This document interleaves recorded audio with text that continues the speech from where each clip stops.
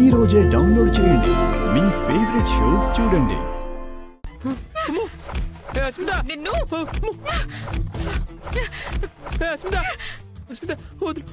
నిన్ను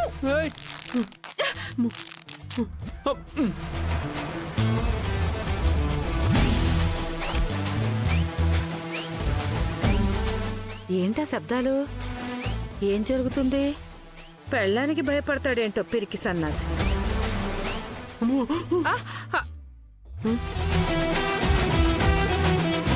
ఏమైందిరా? నీకు చెప్తూనే ఉన్నాను నేను వెళ్ళనని. చూడేమైందో. ఏం చేసిందిరా?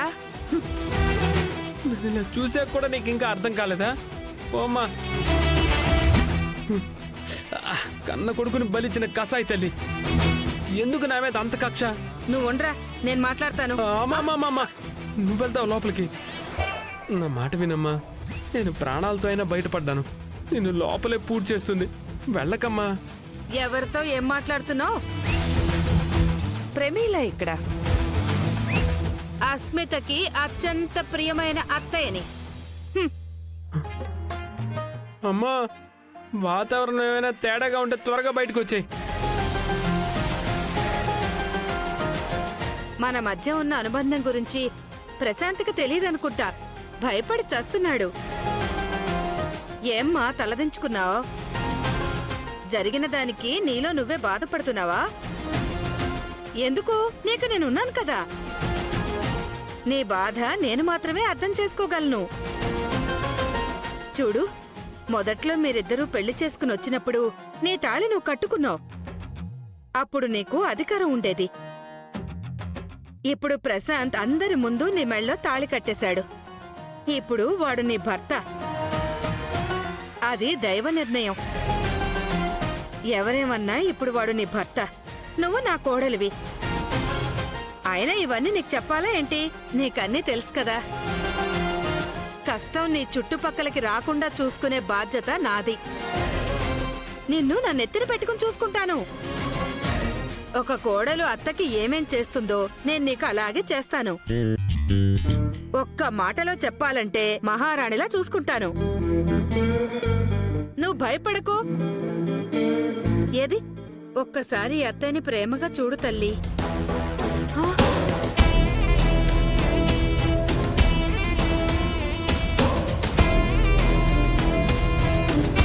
లోపల ఏం జరుగుతుందో ఏంటో. ఎంత వద్దన్నా నా మాట వినలేదమ్మా.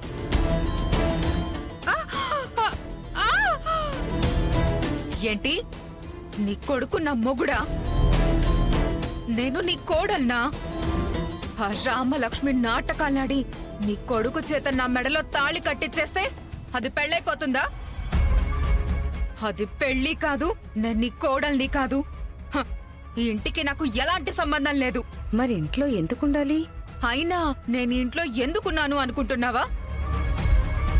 తాళి నా మెడలో కట్టించి నా కూరలేవో పీకేశాను, నా కొమ్ములేవో విరిచేశాను అని విర్రవీగుతుందే ఆ రామలక్ష్మిని ఇంతకింత ఏడిపించి దాని బ్రతుకుని సర్వనాశనం చేసి అది కుళ్ళి కుళ్ళి చస్తుంటే నా కళ్ళతో చూసి అప్పుడు నేను ఈ తాళి తీసి నీ కొడుకు మొహాన కొట్టి ఈ ఇంట్లో నుంచి వెళ్ళిపోతాను. ఈ లోపల కొడుకు కోడలు అని వరసలు కలిపితే నీ అస్థికలు నీ కొడుకు గంగలో కలుపుతాడు.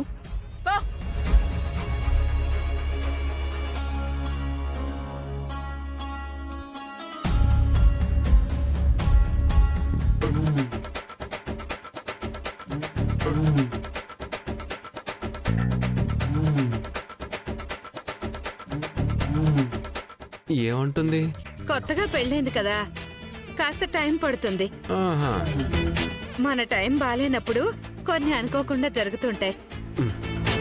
మీ చీర చిరగలేదు కదా? ఎందుకు జరుగుతుందిరా? కాస్ట్లీ చీర కదా. అబ్బో,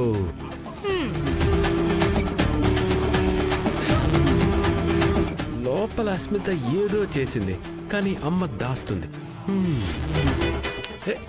చా,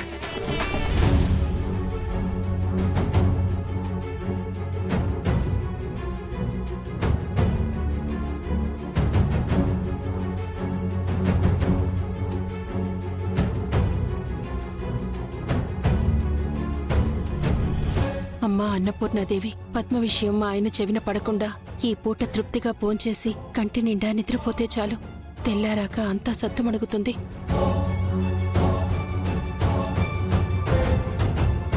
సీను,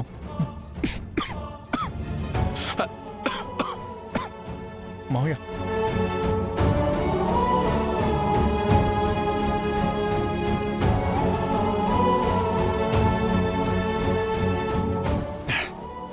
ఎలా జరుగుతుంది ఏంటి మావయ్య? నీ చిట్ ఫండ్ వ్యాపారం?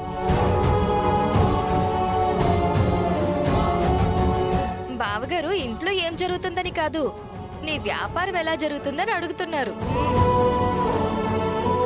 పార్వతి, వడ్డించు. అన్నం పెట్టడం బదులు ఫిట్టింగ్ పెడుతుంది. ఆ, చిట్టీల వ్యాపారం బాగానే జరుగుతుంది మావయ్య. అవును పెదనాన్న, నేను కూడా దగ్గరుండి చూసుకుంటున్నాను. మంచిది. తినండి.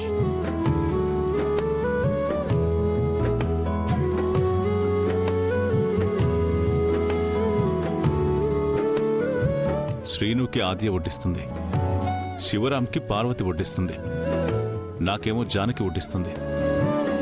బావగారికి వడ్డించడానికి పద్మ ఏది?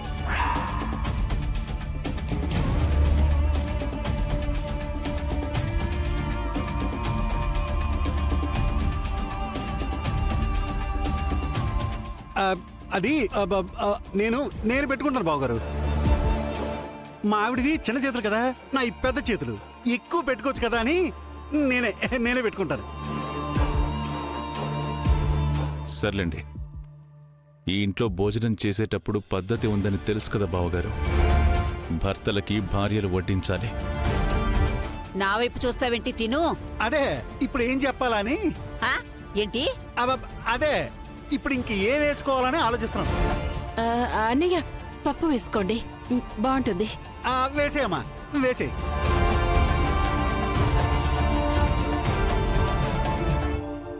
పద్మ ఎక్కడుందమ్మా?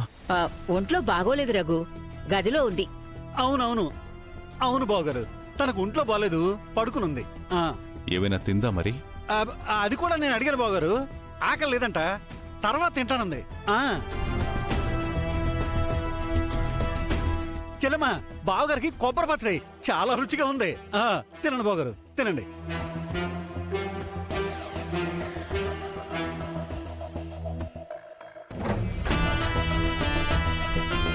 పద్మకి జ్వరం వచ్చిందా జానకి?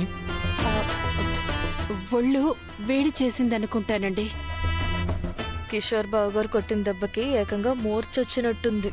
సీతారాముల గుళ్ళో గంట కొట్టినట్టు కొడితే పడుకోవడం కాదు, మూలన పడుంటుంది. నువ్వు కొనుక్కోవడం ఆపేసి ముందు గోంగూర పచ్చడి వెయ్యి. అది రోజు చెయ్యలేదు కదండి. ముందు భోంచేయండి. తినేటప్పుడు మాటలేంటి?